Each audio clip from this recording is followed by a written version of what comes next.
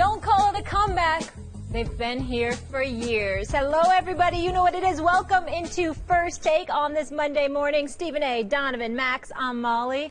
How we feeling, everybody? What's up? I'm wonderful. Me too. Let's go. Let's get into it. Mission accomplished in the drive for 5. Brady leads the Patriots back from a Super Bowl record 25-point deficit in a 34-28 OT win against the Falcons. I still can't believe it happened. Stephen A., did the Pats win this or did the Falcons lose it? I'm going to go with the Pats won. And I can come up with a bevy of reasons as to why Atlanta lost, which I'm quite sure my two colleagues here will not fail to do. I'm going to go with the fact that the Pats won, not just because I picked them, but because of how I picked them to win this game. Tom Brady was on another level. There is no denying it. It is what it is. But this defense, keep in mind, the fumble by LeGarrette Blount that set up one of Atlanta's touchdowns. The pick six by Tom Brady that gave them the other touchdown. Essentially, this high-powered Atlanta Falcons offense that scored 540 points this year, that was number one in the league with the number one passing attack, with the league MVP, with the running game personified, with the best wide receiver in football in Julio Jones, were held to 14 points, essentially, by this New England defense. So I look at it from that perspective. I look at their defense. I look at the second half adjustments Bill Belichick made. I look at the greatness of Tom Brady. I look at James White. Before it was Chris Hogan looking like Julio Jones in the AFC Championship game. 2 weeks later, we got James White here. I give him love and credit. Tom Brady acknowledges that he should have been the MVP. Like he said, Malcolm Butler should have been the MVP a couple of years ago. He'll probably give them the car. He'll take home the trophy. It is what it is. But what it comes down to is this.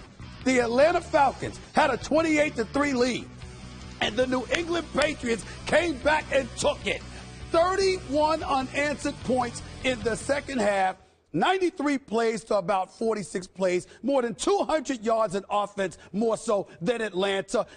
Miraculously, they had the same amount of yards rushing at 104, which makes no sense to me. But in the end, New England won this game. Atlanta lost the game. Now, anytime you have a situation like this, New England's going to have to make a lot of good plays, and Atlanta's going to have to bungle some stuff. So I'm not even getting into the fact that on kickoffs, Atlanta couldn't get it past their own 12, right? Because you say, well, New England's defense. Or that Julian Edelman, with the game still on the lines, prancing to midfield on a punt return, right? Like, okay, you could say that's better special teams and that has to do with coaching and everything else and bungling from the Atlanta Falcons. But that's what happens when one team makes a great comeback. It's usually equal measures-ish of one team playing well and the other not playing well. This is what it comes down to. And this is why it's Atlanta losing. You have the ball in field goal range. All you have to do is call 2 running plays. If you wind up netting -3 yards, let's say, on those 2 running plays, which is unlikely. Falcons run the ball well. They probably, who knows, maybe they pick up a first down, but certainly they're more likely to advance the ball than to go backwards. If you do nothing at all, net gain of 0 on those 2 running plays, you are very likely to hit a field goal, making it a 2-score game and putting the game out of reach for the Patriots. You're talking immediately after the catch from Julio Jones, right? That's right. Okay. That is a monumental blunder that it doesn't hand the game because, of course, now Tom Brady and company have to make all the plays, and Atlanta still has to bungle stuff on defense. But if you simply go like this to the running back, here, hold this, run that way, twice, you are overwhelmingly likely to win that game. It puts New England to bed. They opted not to do it. It resulted in a sack and a holding penalty. It wound up with 3rd and 33 at some point. I mean, that's one team saying, oh, this Super Bowl that we have wrapped up, here, take it back. Don't want it. We're giving it to you. That's the Falcons losing the game. Atlanta definitely lost this game. It was bad coaching, no adjustments at halftime. In the first half, you talked about it, it was 14 points. It was 21 points. The going in at halftime, when you have a lead like you have to make adjustments, knowing that your offense hasn't been out there more than 20 plays in the first half. And if they get going, gain some momentum, this lead will begin to increase. But defensively, you're a defensive-minded head coach. And you know if your players are out there more than 20, 30, 40 plays in a half, they're going to get tired. You know that you have lack of depth at the defensive line standpoint. You know that you have a young secondary, young guys in their first or second year in the secondary and linebacking core, and you don't have a rotation. Sit them in zone coverage or possibly blitz them. Do not play man the whole game, because when you play man, that means at some point there's going to be an explosive play. Tom Brady has been in this league long enough where he understands we're that far away. Going in at halftime, there were adjustments made on the defensive end by Belichick and Patricia. But on the offensive end, they were just missing by that much. Drop balls, penalties, lack of blocking up front, little mistakes. That means Tom was hit too much. So who lost this game? Dan Quinn and Atlanta Falcons lost this game because they led the game all the way to the end until they gave it up. So for Matt Ryan, I feel bad for Matt Ryan because he did everything I said he needed to do in order to win this game. Eliminate the mistakes. Don't turn the football over. Taking a sack when he did? Well, what is he supposed to do? He can't throw the ball away because he can't get away from the guy.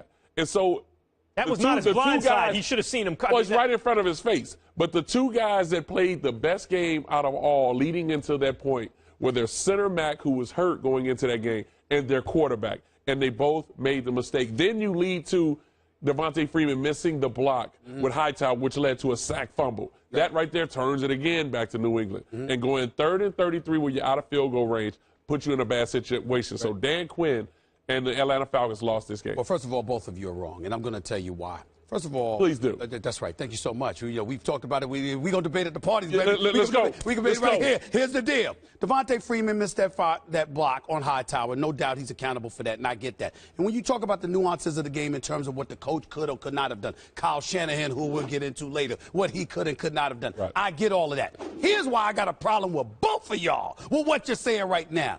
If you recall, we're in Houston last week.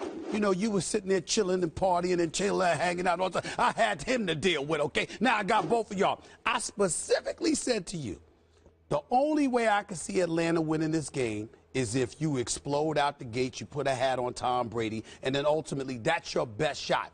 Because at any point in time, if the game gets tight, it's a different game. And this is what I mean by that, where I think y'all are letting Atlanta off the hook. Don't give me fatigue, number of plays. Never brought up fatigue.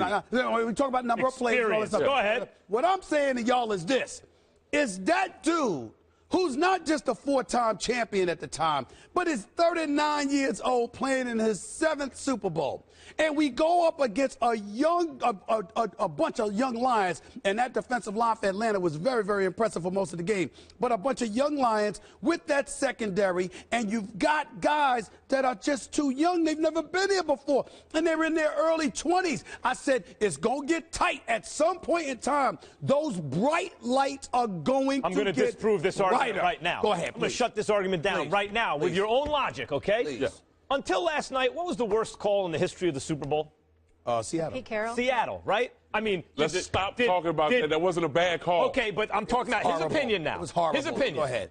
The point is, Seattle handed them that game, according to you, right? All you got to do is give the ball to Marshawn Lynch. Right. Actually, Donovan has brought up good points. I agree with you. I don't think that was the right call, but that's actually defensible in some way. You can actually construct an argument why, on given the down, etc., you might call a passing play right there. That was different than yesterday.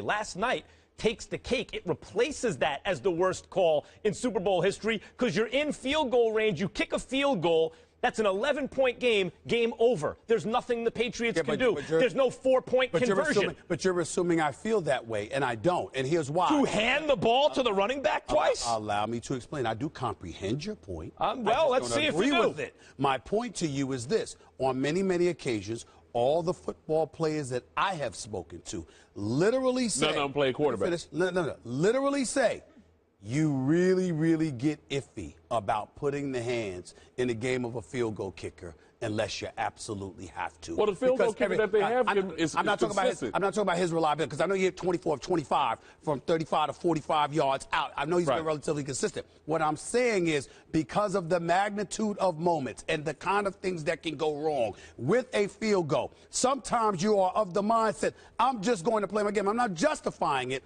I'm simply saying that's the kind of thinking. In my years of covering sports, I've always been told, You don't go there unless you have to go there. You play your game until you have no choice. But at that point, when you're in field goal range, you hit it, it's over. It's not like you need it to tie to get to overtime or anything. The game's over. You're going to overtime, even if the Patriots do everything right, which they did, and you do everything wrong, which is what happened. But the way Tom Brady was rolling, you don't feel that secure. Well, see, therefore, you kick the field goal. And that's why I go to the Atlanta sense, because they know the momentum was shifted over to the New England Patriots. That's right. So in order for you to combat that, you have to be able to be balanced on offense. They came out, ran the half row, hit Devontae minus 1 yard. Yeah. Well, the whole thing about it is, I think the injury to Tevin Coleman is something that we need to focus on a little bit more, because he's their pounder. He's the grinder. Devontae Freeman is a great running back. He can run through tackles, but you need that big running back. So when I look at the sense of at the end, and y'all keep bringing up that whole thing with New England and Seattle, you know that New England ran that same type of play for the two-point conversion that was converted. That's the same play that New England ran for Danny Amendola getting in the end zone. So stop bringing it up. But let's talk about the play Clemson won to win the national title. That's what I'm saying. So don't bring it up. Don't bring that mess up. The Atlanta lost the game because they didn't run the ball. They kicked the field goal. Don't you bring that up no more. It's a two-point conversion for Danny Amendola. Say it. Say that. Say that. We've been arguing about this for 2 years. He makes me sick with that point. You just stop the Danny Amendola touchdown, two-point conversion. There's another huge debate we often